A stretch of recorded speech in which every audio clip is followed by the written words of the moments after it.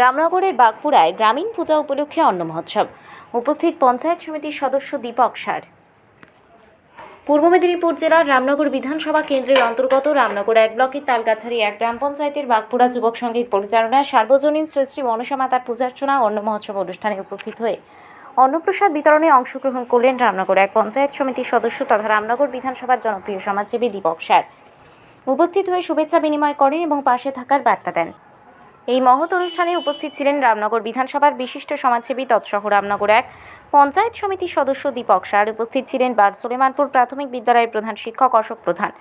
উপস্থিত ছিলেন পঞ্চায়েত সমিতির সদস্যা গীতা জানা সহ গ্রাম পঞ্চায়েতের সদস্য তপন পণ্ডা, বিশিষ্ট চিকিৎসক অনুপ পণ্ডা, প্রাক্তন কৃষি কর্মাধ্যক্ষ রামেশ্বর সামন্ত, বিশিষ্ট সমাজসেবী অশোক জানা সহ কমিটির সকল সদস্য ও অতিথিগণ। পুরা যুবক সংঘ একটি স্বেচ্ছাসেবী সংস্থা। তারা সারা বছর মানুষের সাথে মানুষের পাশে থাকে এই অঙ্গীকার নিয়ে এবছরও তারা হরিনাম যজ্ঞ সহ অন্ন মহোৎসব ও সার্বজনীন শ্রী শ্রী মনসা মায়ের পূজা অর্চনা 2025 বহু প্রাচীন ক্লাব এলাকাবাসীর কথা মাথায় রেখে তারা বিভিন্ন ধরনের এবছর অনুষ্ঠানেও ব্রতী হয়েছেন। প্রতিযোগিতামূলক অনুষ্ঠান থেকে শুরু করে ক্রীড়া প্রতিযোগিতা, সাংস্কৃতিক অনুষ্ঠান, বিচিত্রা অনুষ্ঠান থেকে শুরু করে অন্ন মহোৎসব। আমি মহাপ্রভু কাছে প্রার্থনা করব এবং মা মনসা মায়ের কাছে প্রার্থনা করব তাদের আগমনে যাতে এলাকায় শান্তি, সম্প্রীতি, ঐক্য, মৈত্রীতে ভরে উঠুক এবং এলাকার প্রত্যেকটি মানুষ যাতে সুখে শান্তিতে থাকেন এবং এলাকার প্রত্যেকটি পরিবারে যাতে সুখ সমৃদ্ধি ঘটে, এটাই আমি মহাপ্রভুর কাছে প্রার্থনা করব। মানুষের জীবনে 3টি বড় দান: অন্নদান, বস্ত্রদান এবং রক্তদান। অন্নদান মহান দান, রক্তদান 1 ফোঁটা রক্ত একজন মুমূর্ষু রোগীকে বাঁচাতে সাহায্য করে এবং রক্তের কোনো বিকল্প নেই। আজ পর্যন্ত বিশ্বের কোনো ল্যাবরেটরি কৃত্রিমভাবে রক্ত তৈরি করতে পারেনি। তাই রক্তের প্রয়োজন হলে মানুষকে রক্ত দিয়ে তার পাশে দাঁড়াতে হয়। এবং বস্ত্রদান, অনেক গরিব মানুষ আছেন, এলাকার দুস্থ পরিবার আছেন, তাদের দিকে লক্ষ্য রেখে তারা বস্ত্র বিতরণ কর্মসূচিও গ্রহণ করেছেন। এবং আমি চাইব এলাকাবাসীর কাছে যে তারা প্রত্যেক বছর যেভাবে সাহায্য সহযোগিতা করেন এবছরও করবেন।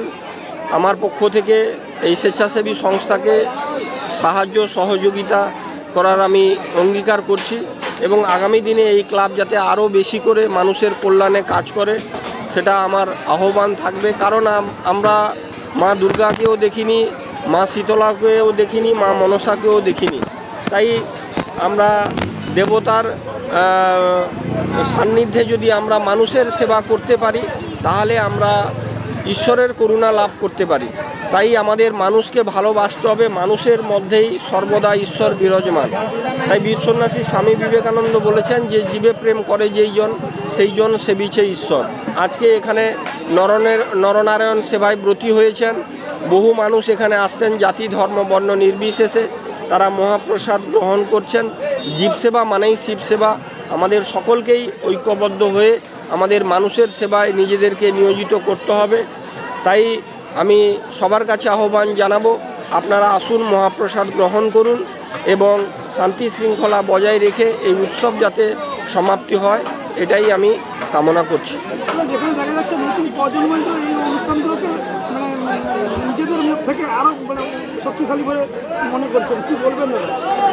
বাঁকুড়া যুবক সংঘ এখানে নবীন প্রবীণের মেলবন্ধনে এই ক্লাবে গ্রামের যেরকম প্রবীণরাও আছেন, নবীনরাও আছেন।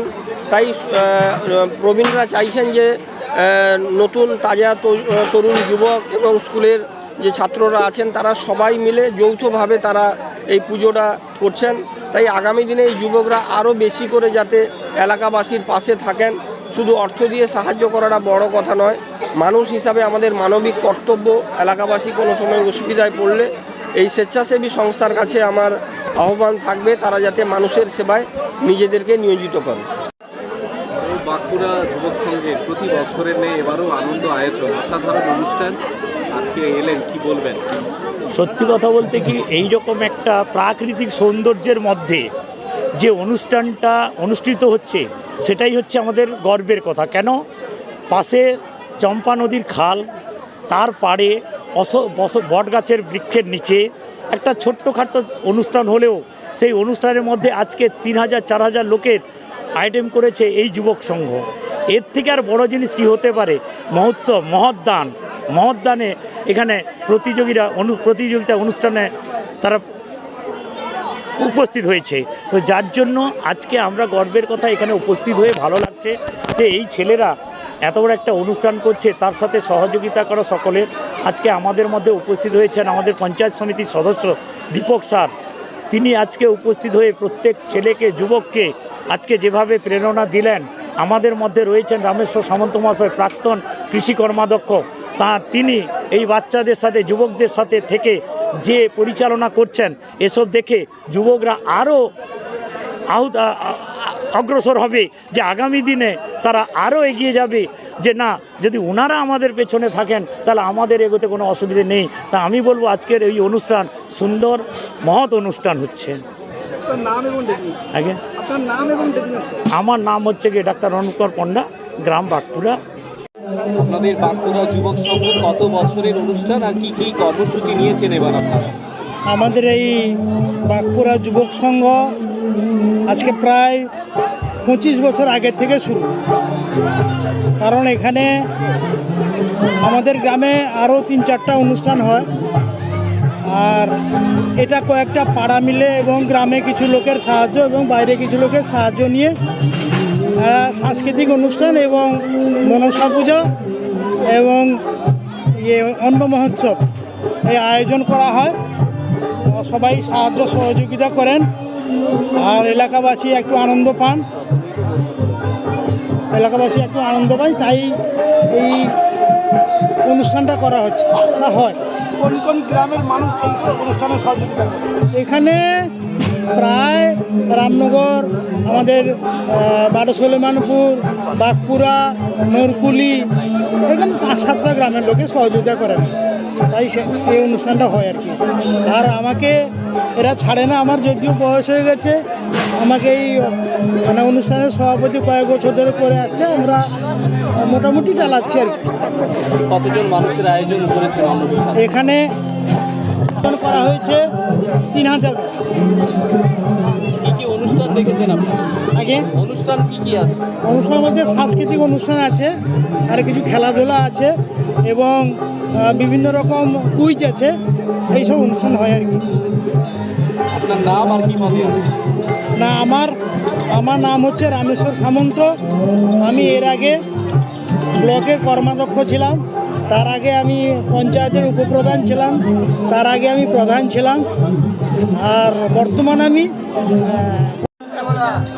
তারপরে এই মহোৎসবটা তার সঙ্গে 8 বছরখানি হয়ে গেছে। এখনকার প্রজন্ম এই অনুষ্ঠানটাকে তুলে ধরে আরো বড় ধরনের করছে। না, আগে অত বড় হতো না, এবারে দিনের পর দিন এখানকার সদস্য সংখ্যাও বাড়ছে।